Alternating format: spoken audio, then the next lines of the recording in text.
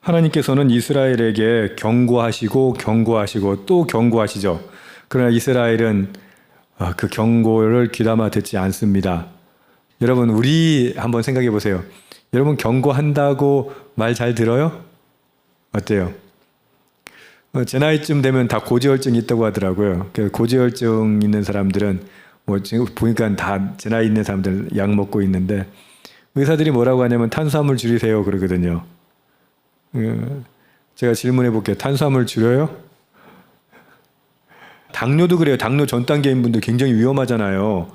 그래서 이거 하지 마세요, 저거 하지 마세요 그러거든요. 그 말 잘 들어요, 안 들어요? 잘 안 들어요. 인간은 그래요. 인간은.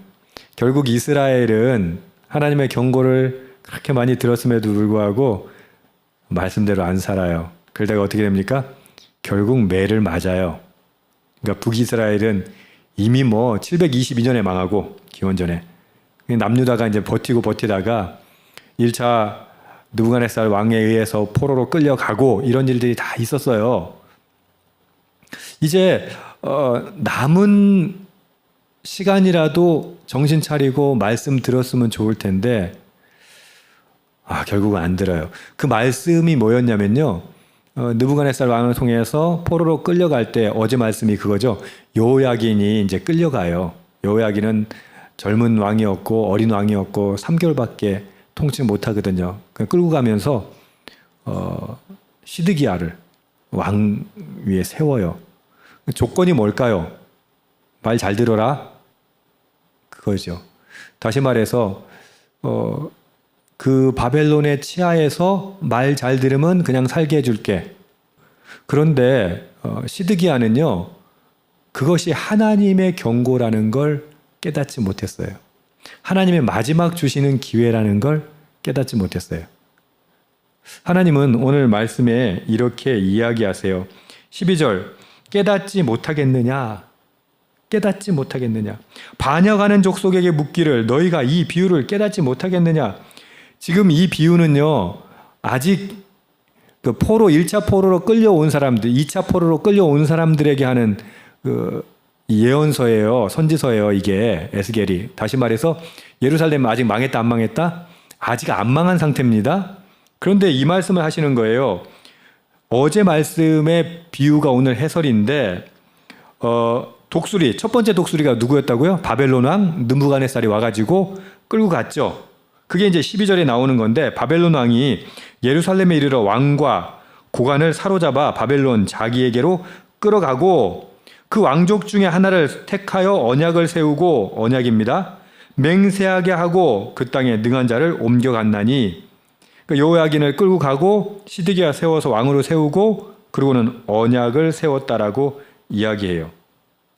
그런데 문제는 뭐예요? 시드기야가 이 과정 가운데 하나님께서 역사하신다는 걸 볼 수 있어야 되는데 우리라도 이 상황이면요. 하나님의 역사는 보이지 않을 수도 있어요. 왜냐하면 우리 삶 속에서도 어때요? 어려움이 있거나 문제 있으면 하나님의 역사하시면 보여요? 뭐 당장 그거 해결해야 되는데 뭘 당장. 뭐 하나 문제 있으면 기도할 생각 안 하고 뭐부터 하는지 아세요?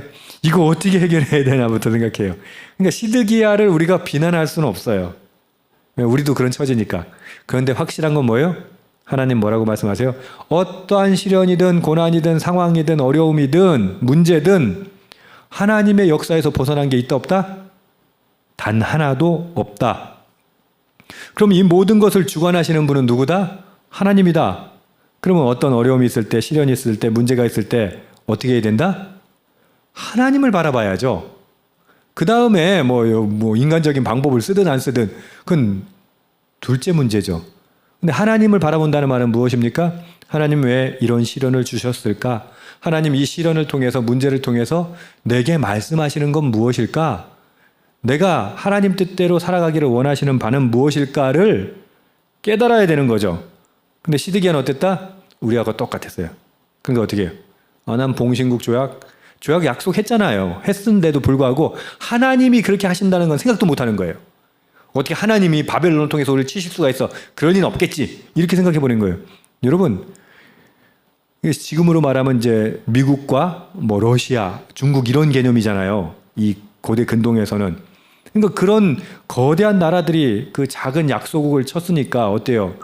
이거는 뭐 시드기야 입장에서는 이해할 수 없는 일이죠. 그 위대하신 하나님이 졌다고 생각하는 거예요. 근데 여러분, 시드기야가 착각한 게 그거라니까요. 바벨론이든 애굽이든 그 뒤에서 배후에서 그들을 통치하시는 분은 누구시다? 하나님이다.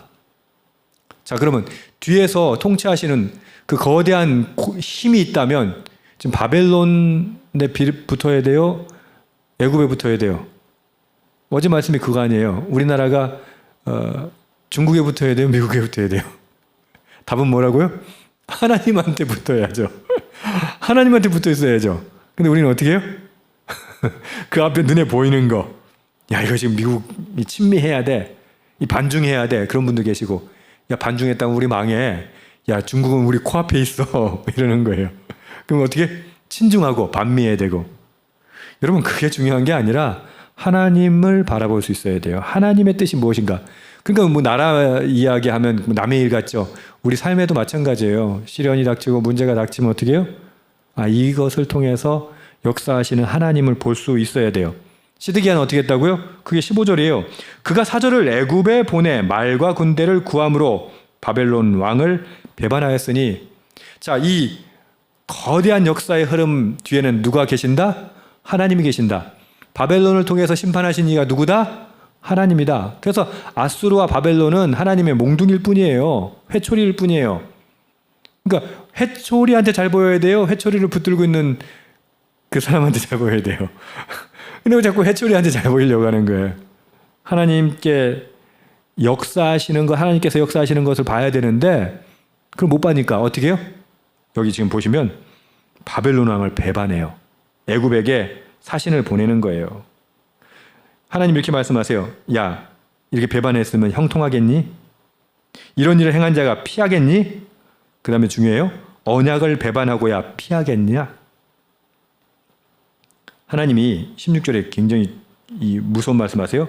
나의 삶을 두고 맹세하노니 바벨론 왕이 그를 왕으로 세웠거늘. 시드기야를 누가 왕 세웠다고요?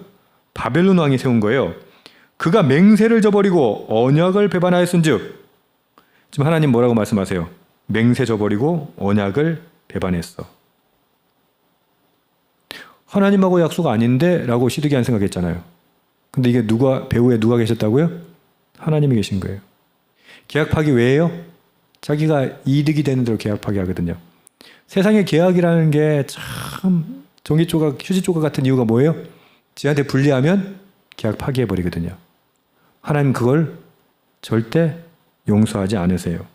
눈앞의 위기를 모면하기 위해서 그렇게 작은 이익 때문에 언약을 가볍게 여기는 것, 하나님 절대 기뻐하지 않으세요.